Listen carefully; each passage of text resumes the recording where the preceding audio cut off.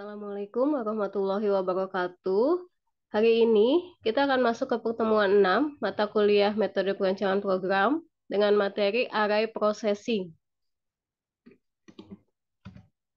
Oke, yang akan dibahas untuk pertemuan ini adalah yang pertama itu memperkenalkan apa itu array dan bagaimana cara menggunakan array. Selanjutnya kita akan membahas tentang bagaimana membangun sebuah sedekot algoritma dengan menggunakan operasi array.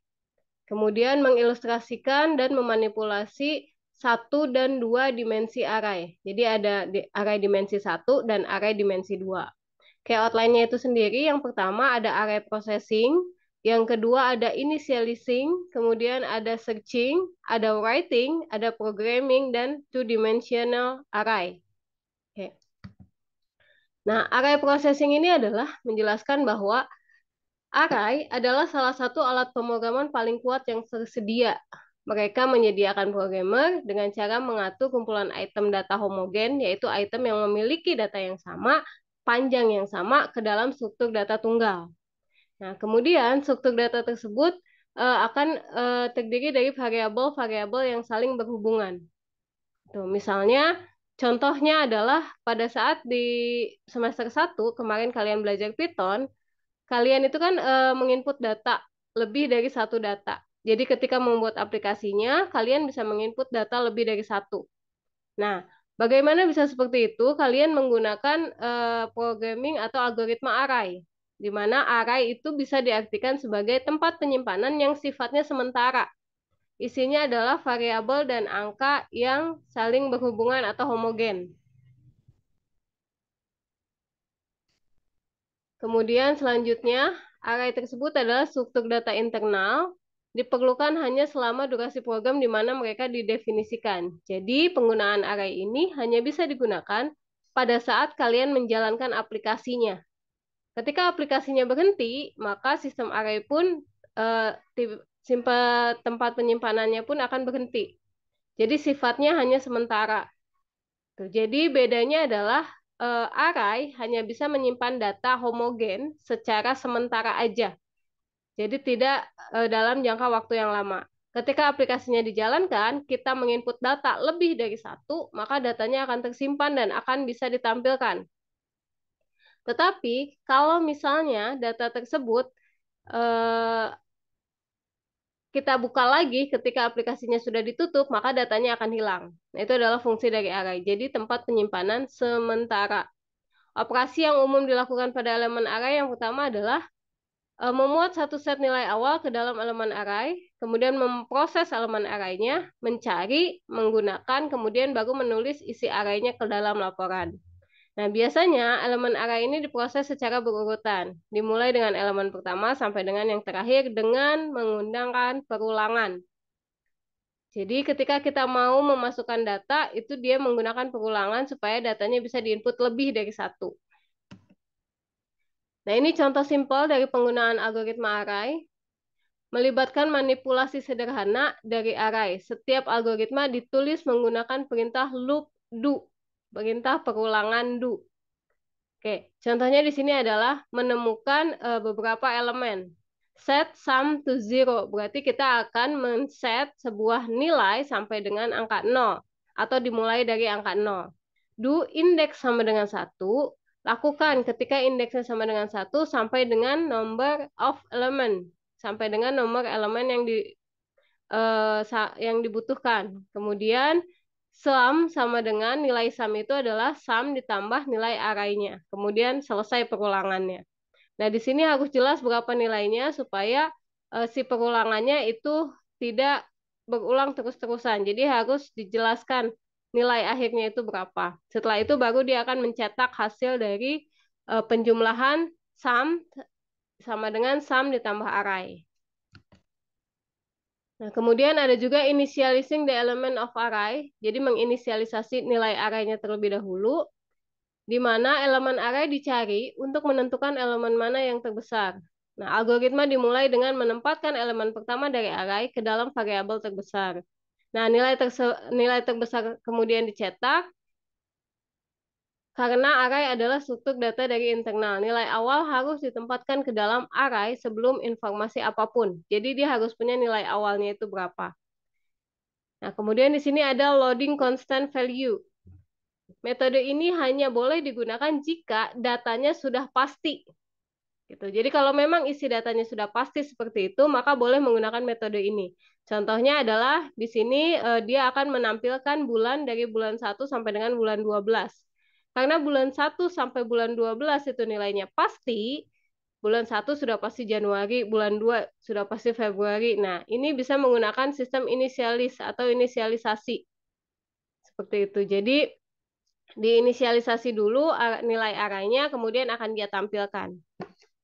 Selanjutnya, nah di sini ada mendefinisikan elemen array sebagai konstanta yang tadi. Jadi nilainya sudah pasti. Dalam program tidak disarankan jika nilainya sering berubah atau bisa dirubah gitu. Karena program perlu diubah setiap kali elemen array berubah. Pembacaan serangkaian nilai dari file ke dalam array dapat diwakili oleh loop do while sederhana. Jadi kalau tadi perintah menggunakan perintah do, kalau ini menggunakan perintah perulangan do while. Di mana loop harus berakhir ketika array-nya sudah terpenuhi atau file input telah tercapai. Kemudian dalam algoritma pseudocode, ini nilai dibaca dari file input dan ditetapkan ke elemen array. Contohnya adalah pertama, dia akan membaca nilai yang dimasukkan ke dalam array. Set maximum number element to required value. Jadi kita akan men-set nilai maksimal ke dalam nilai yang akan kita proses. Set index to 0. Jadi indeks di array itu selalu dimulai dengan angka 0 atau 0. Kemudian pertama dia akan membaca dulu nilai yang diinput pertama kali. Do while input value exists. Jadi dia akan membaca nilai yang exist atau yang ada. Dan indeksnya itu harus kurang dari nilai maksimum yang sudah ditetapkan. Nah, indeks sama dengan indeks ditambah 1. Tadi kan indeks awalnya adalah 0. Berarti nilai awal dari si indeks itu adalah 1. Kemudian nilai array sama dengan input value. Kemudian dia akan membaca next input value-nya. Dia akan membaca nilai selanjutnya. Kemudian perulangan do while-nya selesai. Jika nilai input value-nya itu sudah ada dan indeksnya sudah mencapai maksimum, maka dia akan mencetak nilai array, dia akan mencetak pesan nilai array itu terlalu kecil. Kalau ternyata nilai yang kita input itu sama dengan nilai maksimum yang sudah ditentukan. Kemudian selanjutnya, di sini ada operasi umum pada array, yaitu mencari elemen array untuk item data tertentu. Nah, alasannya ini kenapa kita harus mencari array? Yang pertama, digunakan untuk mengedit nilai input. Memeriksa apakah itu adalah elemen yang valid dari sebuah array. Kemudian mengambil informasi dari array, kemudian mengambil informasi dari elemen terkait dalam larik berpasangan. Nah, saat mencari array ini merupakan keuntungan jika array diurutkan ke dalam urutan yang menaik, sehingga ketika kecocokan ditemukan, sisa array tidak perlu lagi dicari. Itu. Kemudian selanjutnya, jika menemukan elemen larik yang lebih besar dari entry input, maka tidak ada kecocokan yang ditemukan dan pencarian dapat dihentikan. Nah, ini adalah sistem pencarian pada array. Kemudian selanjutnya, ada linear search, pencarian secara linear. Ini melibatkan setiap elemen array satu persatu dimulai dengan elemen pertama. Kemudian lanjutkan pencarian sampai dengan Anda menemukan elemen yang dicari atau mencapai akhir dari si array tersebut. Yang pertama, seperti biasa, men-setting dulu nilai maksimalnya. Kemudian required value-nya sampai mana. Setelah itu, men-set elemen font to false, men-set indeksnya ke 1, kemudian melakukan perulangan.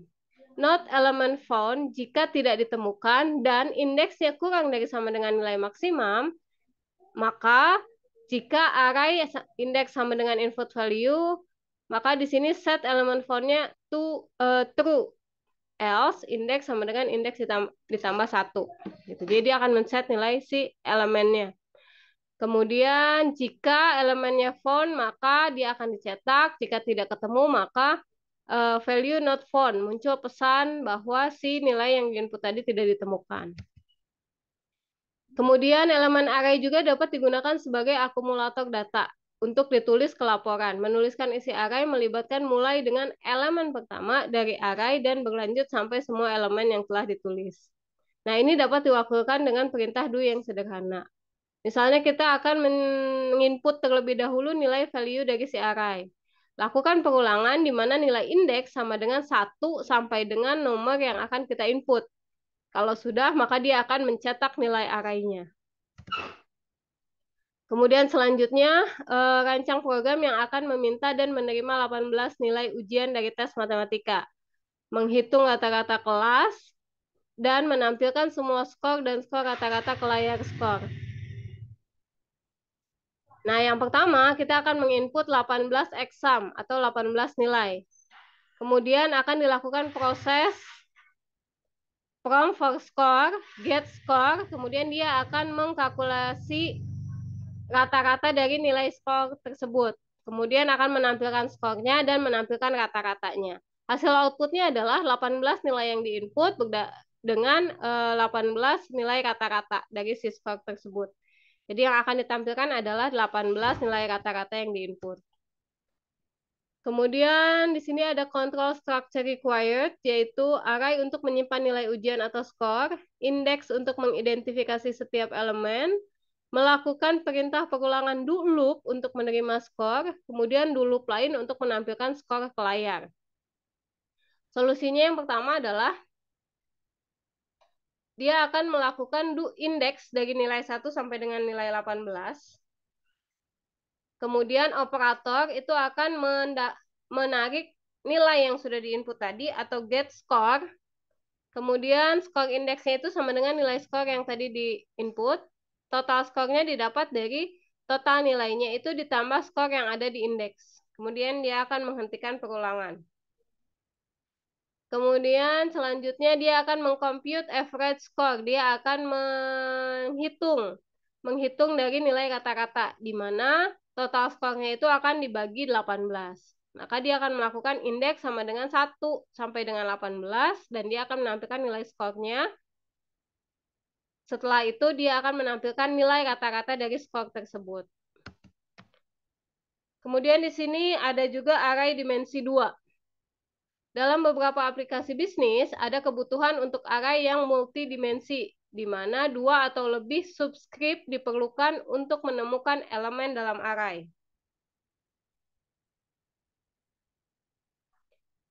Oke, kemudian array 2 dimensi dimuat dalam kolom urutan baris. Semua kolom untuk baris 1 dimuat sebelum pindah ke baris kedua. Jadi kalau array dimensi 2 itu ada baris dan ada kolomnya. Jadi terdiri dari baris dan kolom. Pertama, kita harus mengisi dulu baris yang pertama. Setelah baris yang pertama, kolom yang pertama. Kemudian akan diisi lagi baris yang kedua, kolom yang baris yang pertama, kolom yang kedua, baris yang pertama, kolom yang ketiga. Jadi pada saat pengisian data itu dimulai dari baris pertama, kolom pertama, baris pertama, kolom kedua, baris pertama, kolom ketiga, dan seterusnya sampai dengan selesai. Jika sudah selesai di baris pertama, maka dia baru berpindah ke baris yang kedua. Baris kedua, kolom pertama, baris kedua, kolom kedua, baris kedua, kolom ketiga, dan seterusnya. Kemudian yang pertama kita harus men-set dulu nilai maksimalnya sampai dengan 24 misalnya. Kemudian men-set row indeksnya ke angka 0. Kemudian dia akan membaca file yang diinput. Setelah itu dia akan melakukan pengulangan nilai yang ada. Dia akan menginput nilai dan di mana row indeksnya itu kurang dari 6. Row indeks sama dengan row indeks ditambah 1. Lakukan pengulangan untuk kolom indeks sama dengan 1 sampai dengan 4. Kalau row itu baris, kalau kolom itu berarti kolomnya.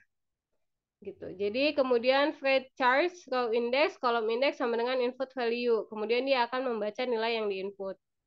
Nah, di sini input value exists and row index sama dengan 6, maka kalau misalnya kita mau menginput nilai di mana row indeksnya sama dengan 6, maka muncul pesan kalau nilai array yang diinput terlalu kecil.